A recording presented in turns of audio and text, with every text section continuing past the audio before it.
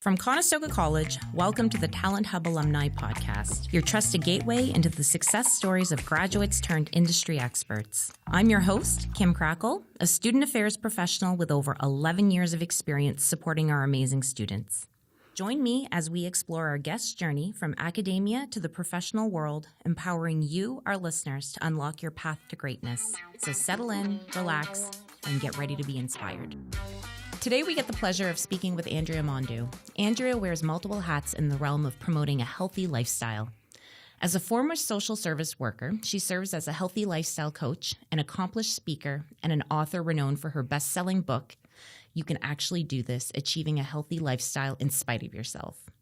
She's also the visionary lead author and architect behind the inspiring anthology project called Body Bliss, A Journey to Body Acceptance. To top it off, Andrea is the host of the Balance and Bliss podcast. With a wealth of experience spanning over a decade, Andrea has dedicated her career to coaching and uplifting individuals on their journey to wellness and happiness. Her expertise lies in assisting people in recognizing and reframing the narrative they tell themselves regarding their capabilities. She firmly believes that the foundation for any desired change rests in the realm of the mind. Her true calling lies in gently guiding individuals through profound transformation, one step at a time. And full disclosure, listeners, I've had the opportunity to work with Andrea and attend a number of her workshops that she's hosted. It's always been a pleasure to learn from her. Andrea, let's dive in. Let's do it. I'm like beaming from ear to ear listening to that bio. Well, it's a pleasure, like I said, to have you here. And my first question that I've been asking all of our guests is, what is your favorite book? So, funny story about this question. So, my favorite book is The Four Agreements by Miguel Ruiz. And interestingly enough, it's a very full circle moment because the first time I read that book was in my first year at Conestoga. It was like the book that we were given to, I don't know, like kind of settle us into the program, settle us into personal development. And the four concepts in that book are so like, have you read it before? I have read it. It's like so simple and easy, right? Mm-hmm. Fourth, like don't take anything personally. Don't make assumptions. Always do your best. And I always forget the last one. Be impeccable with your word. And those things are like so simple, but like really profound to kind of adopt. So I pick it up periodically. I read it and I always take something new from it. Oh, I love that book. That was recommended to me to read a few years ago when I was in transition with a few things in my life. So it's funny how those books come in and out, and you can always glean something from them. Yeah, and it's a like easy read, and you can throw it in your bag because it's really small too. Yeah, well, it's interesting hearing the perspective like of somebody's favorite book, especially from an author, right? Because I always feel like you've got a different idea of what you're reading and what you've taken from it. Mm-hmm. All right. So, like I mentioned, you are a graduate from Conestoga College. What brought you to Conestoga? You wear so many hats, and you took the social service worker program. And why? What drew you to that? So I basically went from high school. I took like a year off and then went into the social services program. And I think back to that time, and it's like it's crazy because kids are like 17 and you're asking them to figure out what they want to do for the rest of their lives. And that felt like a lot of pressure to me. I was like, I don't know, like what I want to do for the rest of my life. And so, they tell you, okay, well, explore, like look at all the different programs that are out there. Look at the things that interest you. Like what are the things that you like to do? And I've always had this like helping nature about me, like this kind of warm, I want to support other people kind of vibe. And at that time I was working at Zayre's as a cashier, which was my first job. And another one of the cashiers that worked there, she was a couple years older than me, and she was just graduating from the social services program. And so she was, in conversation, it kind of came up and I was kind of asking her more about her program. And at that time, I don't know how it is now, 2 years later. JK, it's a lot of years later. I don't know how competitive it is now, but at that time it was a really competitive program to get into. I think, this is not an accurate number, but I know that they took on like 60 applicants into the program at that time, and they had like over 500 that would apply. And so she had told me this, and I was like, okay, well, it sounds like something I would want to do. I'm just going to apply for it and see, because it was the only like really big thing that kind of like I was drawn to. And also I didn't want to go away from home. Like I'm a homebody. I love this area. I will probably never leave this area. And I wanted to live at home still. So applying to something at Conestoga was on my radar. And so I applied to the program. Obviously, I got in, and it was a really tough 2 years. It's a tough program, mostly because I remember one of the professors said to us in one of our classes, because that profession is helping people, right? And you're helping them navigate a whole bunch of different things: trauma, addiction, family relationships, like community services, navigating community systems. And one of the things that one of the professors at the time said to us was that, like, you have to unpack your stuff before you help people unpack theirs. And so in addition to having to learn all of the courses, we did a lot of like self-exploration. And that was the first time I'd ever like dipped my toes into personal development.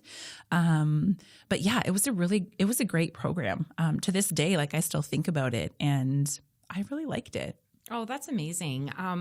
It's a program that I know that is still very, very, very popular with students that are coming into it. And especially you can transition into, other degrees if that's the direction that the students are looking to go into. And I know a few grads from that program as well. But I find it so interesting that the one thing that you've really highlighted is that sort of self-reflection.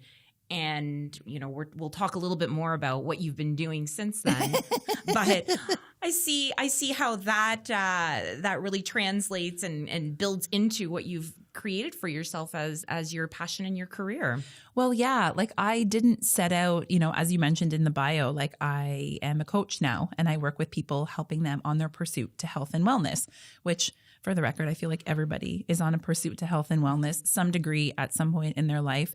And it's like, it's interesting how I moved into like a coaching role, but it's also not, because a lot of the foundational things that I learned about being a social service worker, like empathy and active listening and communication and like understanding, they teach you psychology a little bit. They teach you like how the brain works, and they teach you about relationships. And, a lot of like the coaching work that I do is around like the mindset, and you learn in social work how to work with people's mindsets, right? Like that's a large part of what you're doing.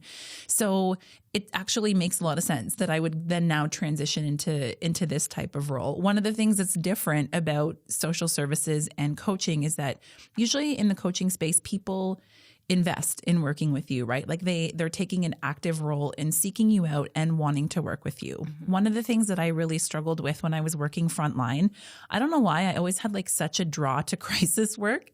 So I worked like frontline mental health crisis, and then I transitioned into working as the crisis worker for Community Support Connections, Meals on Wheels. Like I worked there for 10 years. And a large part of that I did crisis work. So I worked with seniors who were navigating some sort of psychosocial crisis. Their housing was at risk. I also worked as the hoarding coordinator in this region. So anybody in the region would pass, and they had clients who were hoarders or who had hoarding tendencies, they would send those people to me. And so I was often working with people who like didn't necessarily want the support or want the help. And so I found that hard because I have so much help and love and care to give. And some people were like, you're only here because my worker says that you need to be here if I'm going to like get my check this month. So there's I like the coaching space in the sense that like everybody who works with me really wants to work with me. It's not somebody else mandating the fact that I work with them, Well, you have such a big heart, Andrea. So I can see how it would be challenging to be supporting people who at the time didn't feel like they wanted that help, and, maybe been pushing a little bit of that support away. It was also really rewarding too, though, in some capacities, because there's one particular client that's coming to my mind. She lived in an apartment and her landlord referred her to us because she had a lot of stuff in her place. And she had been living like that for like 40, 50 years. Like this is all she's ever known, right? And she was this really, really tiny woman, but she was so strong-willed and so stubborn. And she was upset at her landlord for calling me. But he did have a case against her in terms of like the fire load that was in her place, right? So you can only have, you have to have 2 feet wide pathways and 2 feet high piles. Anything that's higher than that is considered a fire hazard. And therefore he could make a case against her. So when I first got connected with her, she was not interested in talking to me. But I don't know, maybe I'm just got that charm, that charisma that we were talking about earlier. I slowly kind of just built, because it's all about relationship building. Same thing with the work that I'm doing now. It's like building that relationship is like the foundation of all the work that you do. So I just like slowly built this relationship with her. And, throughout the time I was able to help her to like move stuff around, get rid of stuff. And she also realized that I was there for her, because I was also like being that mediator between her and the landlord and kind of pushing back against him a little bit, being like, listen, some of these things valid, some of these other things, you don't have say over what she does in her own home. And so when we had those conversations and I started to she warmed up to me a little bit. And like by the end of it, I was the only worker that she called anytime something happened or even when we weren't working together anymore, because with crisis work, the nature of that role was like, you have a goal, you complete the goal, and then you discharge that client. But she would always call me and be like, I need this, or this is happening, or whatever. I was like the only person that she trusted eventually, which is so funny to just like see that progression. So there was like really rewarding moments too. But yeah, it was definitely a tough job at times. So let's talk about that, because now it leads me into like your relationship building, because that's, to me, that's one of the core essences of the work that you do now, and also, from the social service worker program. When we were chatting earlier, you mentioned that there was a core group of you that you're still in touch from your time, when you were students at Conestoga College. Can you maybe tell me about a moment while you were a student that kind of stands out, whether it was, with this gang of friends that you had that was, maybe impactful to your time when you were a student here? Yeah, I think that I think about this often. One of the reasons that we graduated in 2008. So we've known each other since 2006. So we've been out of college for a while. And we've still stayed really, really close in touch. And if you think about the friendships that you have in your life, sometimes you have those friends that you just have surface level conversations with, right? And you've known them for a really long time, but there's some really deep things about them that you don't actually know. Well, as I mentioned before, when you're going through that program, you are going through all of the stuff. And so we went through all of that stuff together. And there were semesters, I remember this winter semester of the second year was so hard. And the professor said to us, this is going to be the hardest term that you're going to go through. And it was, but we went through all of that together. Right. And so when we got to the end, and might I add that 60 people were admitted the year that I started, there was only 28 of us that graduated. Wow. Maybe even a few more than that, maybe 30, let's say. So it was between the workload, between personality clashes, the professors were so great at really making sure that the people that are going out there to support the community are people that are actually capable of supporting the community.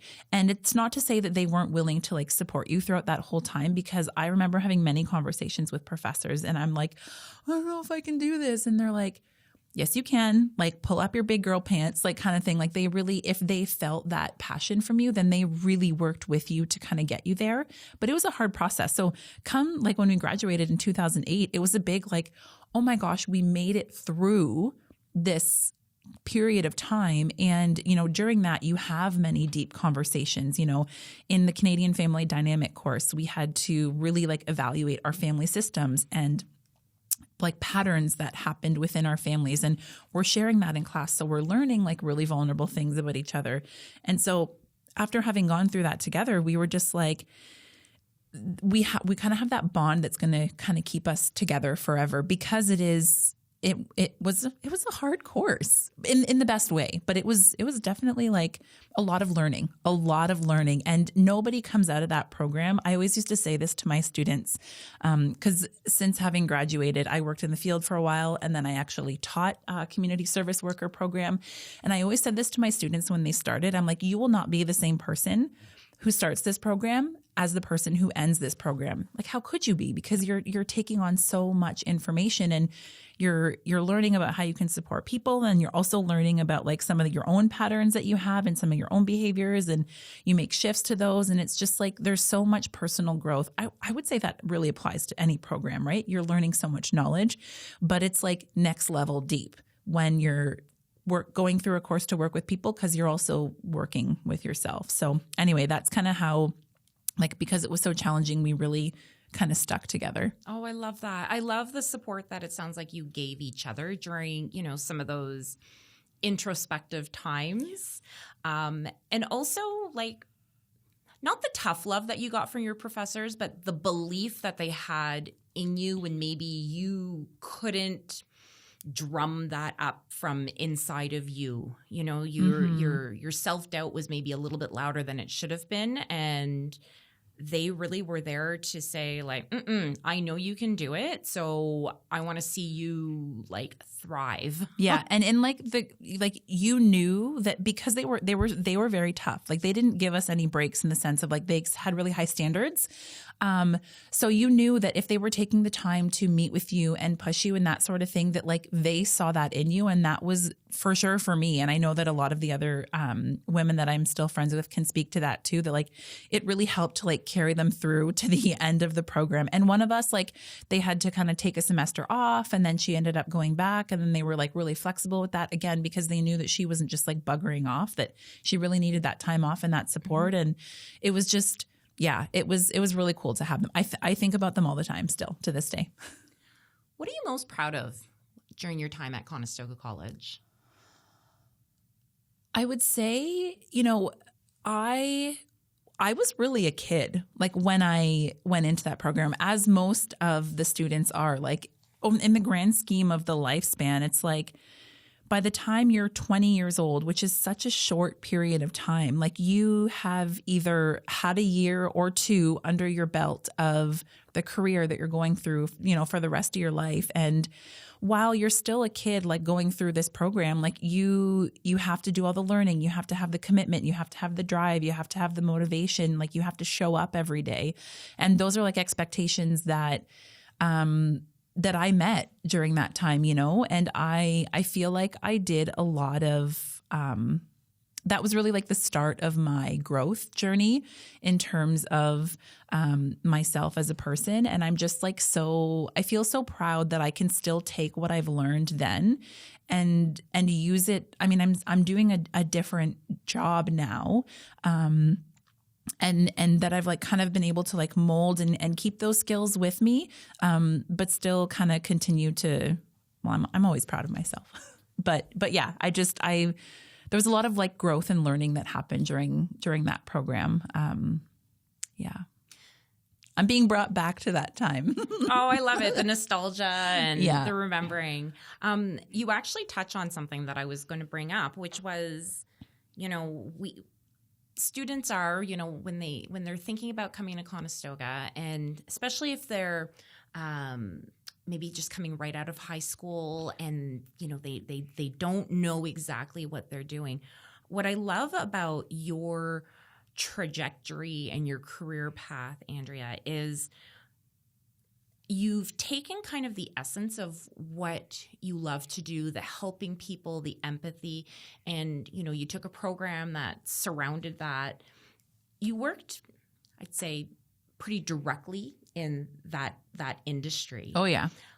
But then you felt a shift in you, and you made that change. And I think people need to remember that you don't need to do the same thing forever. Mm-hmm. That you can take some of those core competencies that you've gained and garnered and learned, and you can flip the switch at any time.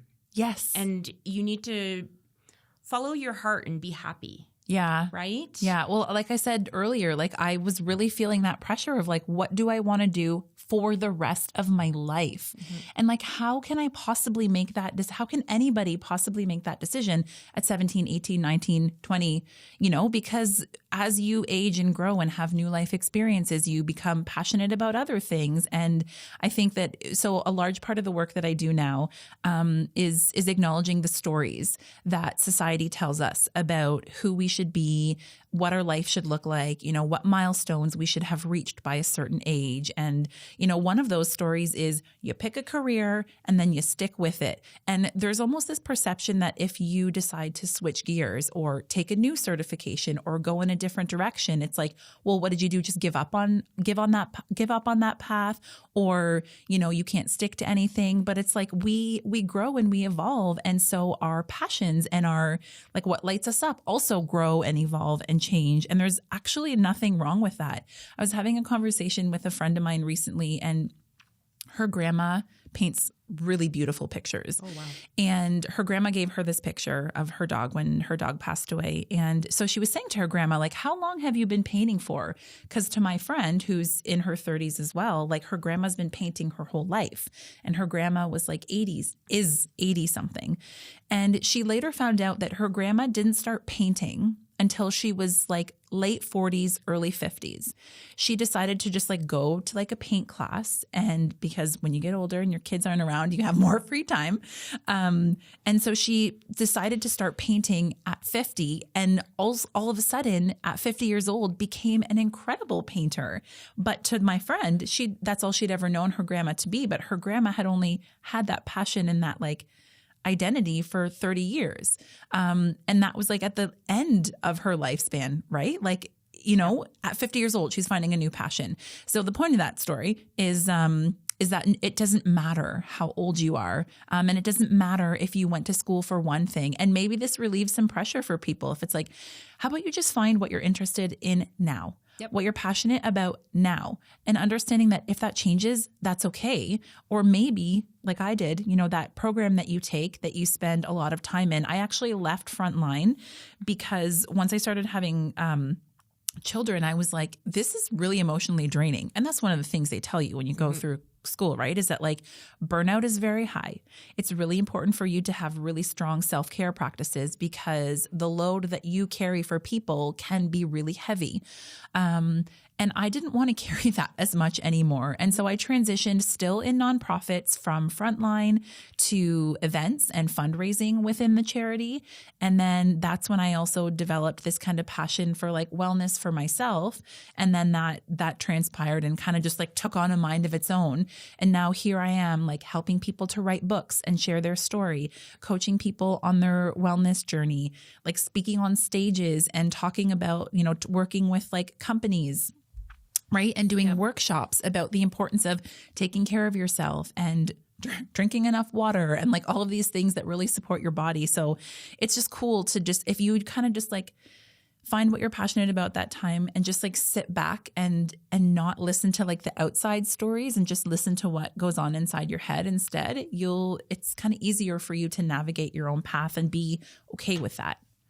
I like to think that what you're trying to say is that it's not like a cycle with your career, like that it just keeps going in a circle, but it's like an evolution so that it can start one way and then grow and morph and change as we all do as humans, and our experiences, mold how we see the world, and as they should. And also, like, you can't plan every single thing. I think I'm a planner. I wish you could, Andrea. Listen, you know me. I like lists.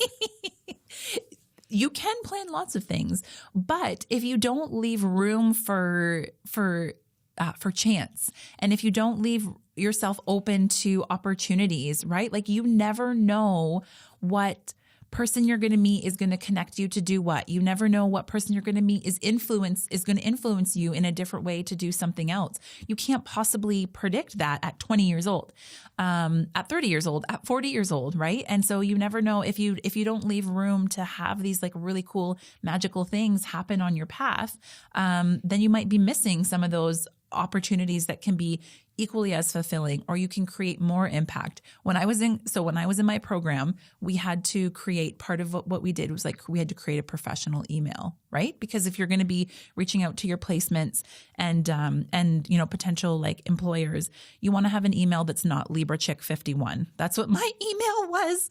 And so I had to change my email. And so I got a new Gmail, and then I noticed there was a spot like that you could make your email signature. There's a point to this story, I promise.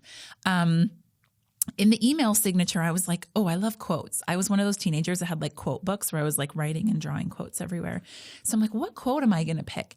The quote that I ended up choosing is one to this day that is still like such a strong core value for everything that I do. And that quote was by Gandhi. And it was, be the change that you want to see in the world. And I still live by that. Like, my biggest passion, I've realized, is creating impact for people, whether it's big or whether it's small. If I'm laying on my deathbed and people ask you, how much impact have you made in this world? And I can't measure it, that's perfect, because I want people to, I don't want to know the amount of people that I've touched on my path. But if I hadn't have like been open to this like shift and grow evolution, like the word you used, it's just really cool to think where I was, and now, where I am now, where anybody can be if you're just kind of open to those opportunities. Okay. So we talked about being open to opportunities. Here's my next question for you. Okay. What's one thing in your career journey or evolution, we're going to use that word now, that you didn't expect? I did not expect to do public speaking. Okay. So I, for the longest time, terrified of public speaking. You have to go up in your class and do a project, and I'm like stressing, stumbling over my words, almost crying, because I'm also a very sensitive person. And now that is a large part of the work that I do, is delivering keynote speeches and hosting a podcast for 3 years where I just talk. And, part of that fear of public speaking that I've learned is, one, it's really important for me to do a good job at everything that I do. And if I don't feel confident at it, I don't know if I'm going to do a good job at it. Also, this like deep, like kind of fear that I had about people not caring what I had to say. And so I'm like, well, people don't care what I have to say. They're not. And now I'm the opposite, because I talk all the time.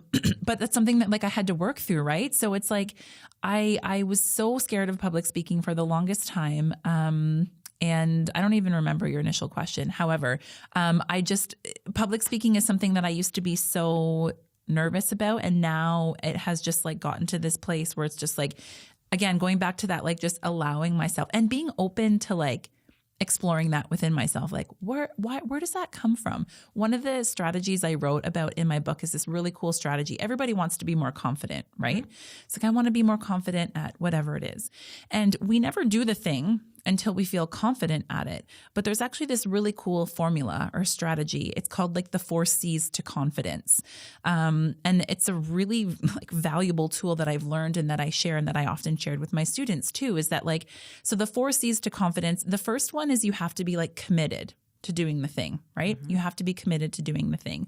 Then you have to have the courage to follow through on that commitment. The confidence that you're looking for isn't going to come until you do the thing, right? So then you have the commitment to it, you have the courage. That helps to build your capacity, right? And your belief in the fact that you can actually do it. And then after all of those things comes the 4th C, which is the confidence that you've been looking for that whole time. But you have to, so with public speaking, right? It's like, I was scared about it forever. And then I decided to take a teaching job, where literally that's what you do every day, right? From 8 until 4, that's a long time. From 8 until 12, I taught morning classes, and every single day, my students were coming in looking to me to talk to them about whatever the course is that I was teaching. And that made me feel really scared. So I was like, oh, I guess I need to do that thing right? This is like what happens the more that you like lean into personal growth and you start to like do more things outside of your comfort zone, because you start to like build that self-trust.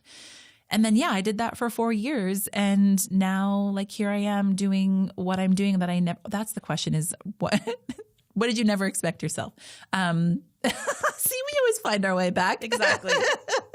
And now here I am doing this thing that I, preparing for, a keynote speech that I'm going to be giving on stage at an event, a huge 100-person personal growth event that I'm building with 3 other women in this region. And we are facilitating the entire day. We are the speakers the entire day. And each of us are giving a solo on stage keynote about a story that we're carrying. Like I'm up there for 10 minutes talking about me. Yeah. Who cares what I have to say? A lot of people. A lot of people can be changed and impacted by the words that I have to share, by the words that everybody has to share, right? You never know how your story might connect to somebody else and resonate with somebody else. And how dare you rob them of that growth that they may get by hearing what you've gone through.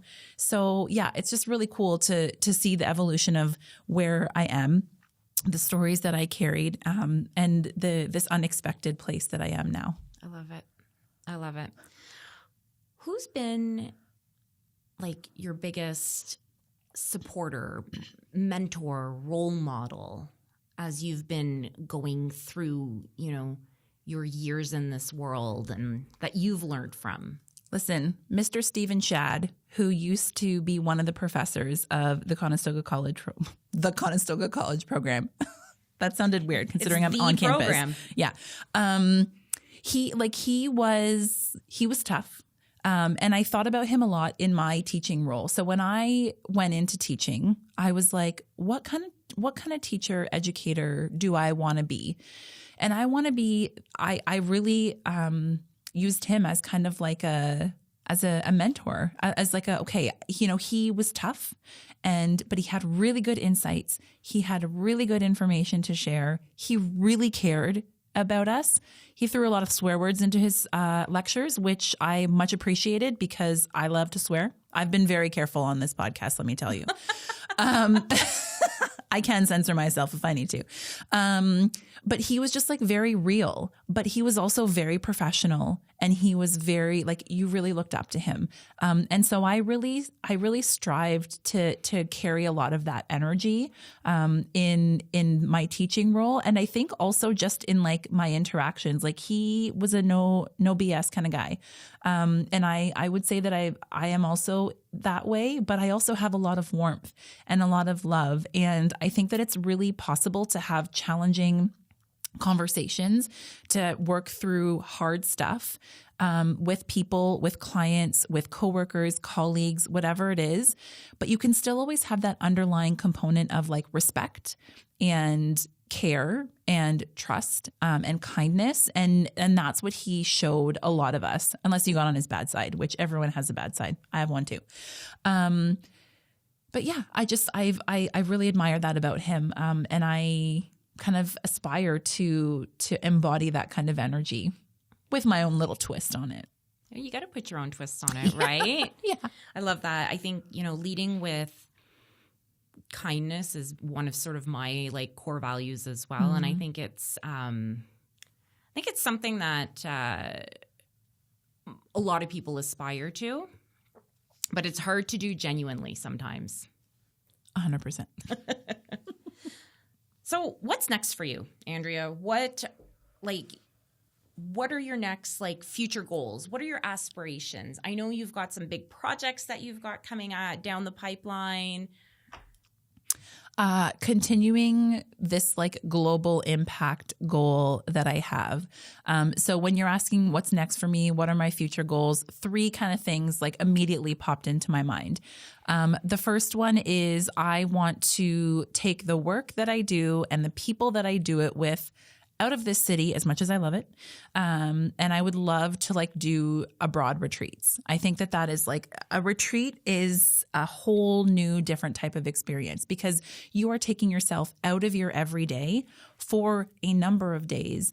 And that allows for just you to be you, the person, not the employee, the parent, the spouse, the whomever else. You're just you as a person. And it's really an opportunity for you to nurture that. The second goal is to span this like wellness and that whole theme of like you are your own person into the corporate space. I think that the pandemic gave globally us a really good opportunity to reflect on like how we're supporting our employees. And I think that there's a lot of work that employers can do to support their employees better because their employees are people. Right? They're not just the admin assistant and the marketing person and the IT person. Like they're also a human. And they need to be given time and space and opportunity to pour into themselves. And they need employers who say, we get that you're a person. We care about you. We care about more than just the bottom line. Because the reality is when you pour into your people, the bottom line gets better, right? There's more productivity. There's a lot of research around that. So getting out to the world in that way, creating that impact, and then just speaking on stages all around the world. I just want to travel. I've had a fear of flying for the longest time, and I overcame that pretty well traveling to LA by myself earlier in 2023. And so now I'm like, what stage can I go on next and talk about this stuff and fly there and reach more people and create more impact, like global impact. So I'm going for the world, right? Be the change that I want to see in the world. I'm going to be that. Listening to you talk is so inspiring because I hear you say, you know, you're an example of how to conquer your fears, right? Like your fear of public speaking, your fear of flying. But not only are you conquering, but you're reaping the rewards of it. Mm-hmm. And, you know, like I follow you on Instagram and I know you had a celebrity encounter while you were in LA. Oh my gosh. While you were hiking. I'm not going to take up airtime with that, but that was probably like the highlight of 2023 was meeting Charlie Hunnam. That's who it was. Mm-hmm. And it was the best day ever. And I tried to keep it as cool as possible. I think that's amazing. But I mean, like talk about reaping the rewards of like conquering your fears, yeah. Right? Yeah. I mean, I am always a work in progress. So I'm working on, shockingly, another book right now. And I was just working on kind of crafting my introduction a little bit more.